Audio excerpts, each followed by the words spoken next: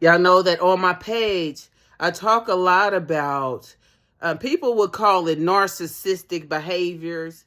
I would say narcissistic behaviors are exacerbated or can stem from childhood trauma. I talk a lot about if you've experienced any type of trauma. And when I say trauma, whatever comes to your mind, that's traumatic to you. Some people have been severely traumatized as children. Some people have experienced neglect at its highest levels. Some people have been sexually abused. Some people have been beat. Some people have been sex trafficked. Some people have been just treated like they wasn't shit by people that are supposed to love them. That's where you learn all your lessons is from your nuclear family. And then you have your extended family and you have your family and friends. And usually is in when those people who have access to you, they are the most influential and beneficial people for your psyche or how you're going to develop. I did not understand that as a child. I did not understand that being impoverished brings its own set of problems. Coming from a family that's not really educated, a family that really didn't understand spiritual things, although everybody went to church on Sunday.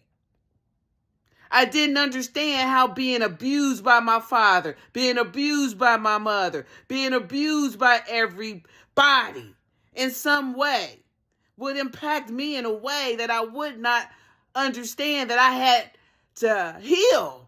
That they gave me a lot of things that I was going to have to heal it, even though the problems didn't stem from me. And that's a lot of people. We're dealing with a lot of stuff. Not only the stuff that we create on our own, but we're dealing with stuff that our mother, her mother, our father, his father, their father, all that shit have been passed down because nobody decided to change anything. Even though they were sexually abused, they didn't care about you being sexually abused.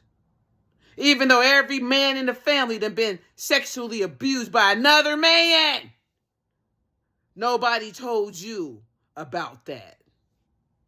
Nobody passed down the knowledge due to embarrassment, shame, guilt, fear.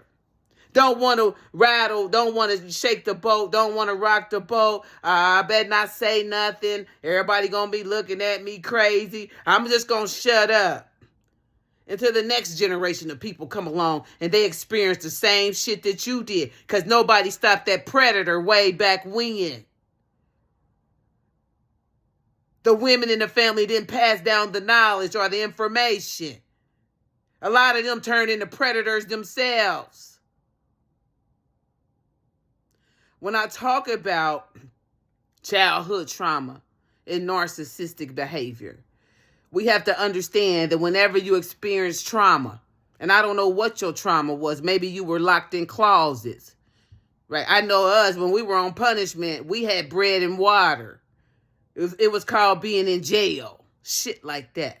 We wanted shit, we would have to grovel. Sir, can I have this? Sir, yes, sir, can I have that? Shit like that. Just things that just make you, humiliate you and make you feel like you ain't shit, right?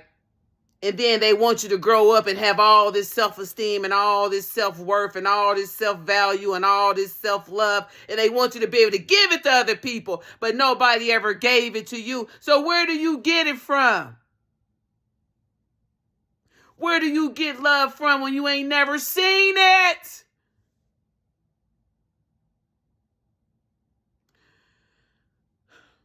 Yeah.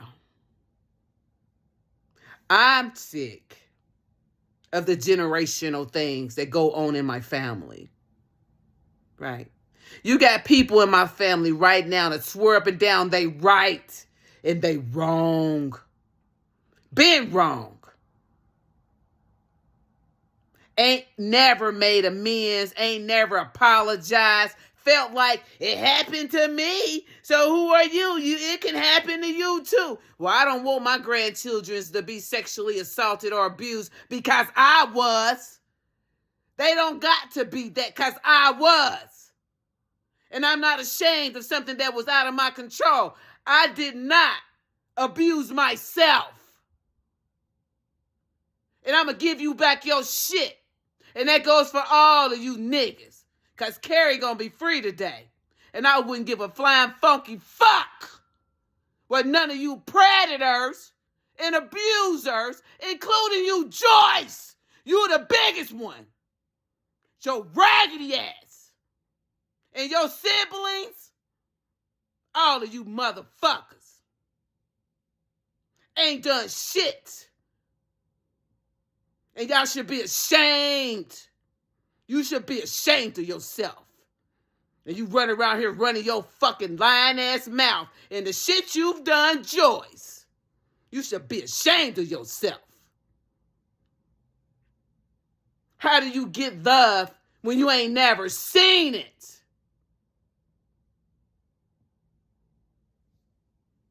I'ma say, understand, everything that you've been through, there is a silver lining. You gotta look for that. I've been through hell, y'all. And I don't give a fuck who sit up here and say, she lying, she this, she that. Anybody that grew up in my household, know I'm not lying. How it impacted them? My one brother, he's 57. How old is he? 50, he 57? His wife's 75. No shade to her, but I don't even want a 75-year-old. That ain't attractive to me. Is she in good shape? Is she healthy? Or is she sick? Or is she representing life or death? That would be important to me if I'm going to marry somebody that fucking old. My other brother had about, 10 kids? How many kids you got? About 10? Had about 8 of them at home without no doctor, no birth certificate, no social security cards. He's a Luciferian. Came over here talking about he can follow you on a map. Talking about if his eye offends him, he ties it up. If his hand offends him, he ties it up. He done tied it up so much, it's deformed. This the same nigga that brought that acid over my house. This the same nigga that I allowed to live here and all he could do is steal and rob and try to plot and plan against my monkey ass. My sister, same way, did everything for this bitch. She sleeps with everybody that I love. My sister do. Right? Help her out. Try to do shit for her. She scheme and scam and plan because she hates herself so much. I guess being called black and ugly will really impact your self-esteem, your self-worth. Because she hates herself. She hates herself. So what does she teach her children? Then you got me, the crackhead. Huh? Drug abuse, lost child, went through every damn thing. Then my other sisters, what she do? She like men that beat on her. She's another one that'll beg for money from you, your boyfriend, anybody. She thinks somebody owe her something. She the one that'll tell you to let's go out to dinner. Let's take mama out to dinner. She get there, she eat, she spend about $50, $60, $70 worth of food, ain't got $1. She the needy, baggy, want everything done, her entitled, raggedy ass type. She the type that'll bring her boyfriend and borrow money from you and they won't bring it back. She the type that'll find a loser that'll hit her on top of her fucking head. These are Joyce's kids. And I did say kids, not children. Let's not talk about extended family. It gets sicker. It gets sicker with these niggas. Most of them will do anything for some money. Because money is their value. They think if they dress their outside up, they're healed and healthy and they fine. Probably ain't even washed they puss.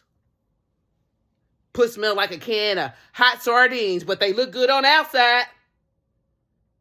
But this is the shit that wasn't talked down. I went to one of my cousin's house one time. Her floor was so nasty, my feet got to sticking to the floor. Never went back to her house again. Would never eat shit out that motherfucker. Surprised that I allowed myself to go to places that most people, like my kid's father, when they were growing up, not only did Shannon, what did you say? How did you sit down in their house like that? Their house used to stink so bad. My mama, everybody, how could you eat out of their house? Their house stink. How could you sit in their house like that?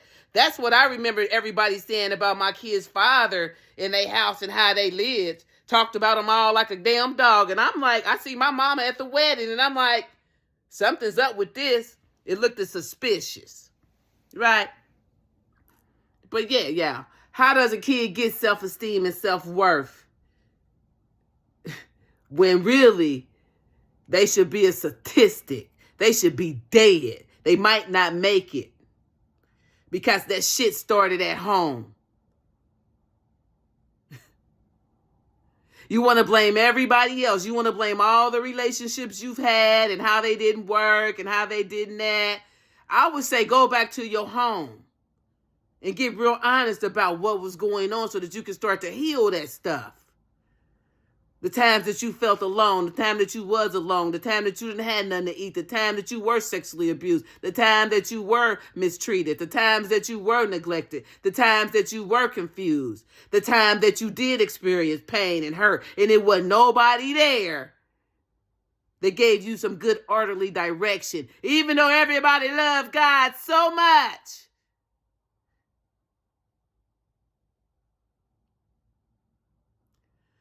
I'm happy, and I don't think I would have made it if I didn't look for the things that were inspiring to me, like watching my grandfather go to work, get up at 3:30 in the morning, walk to work, walk up that alley coming home, try to provide for everybody's kids because his children ain't shit, right?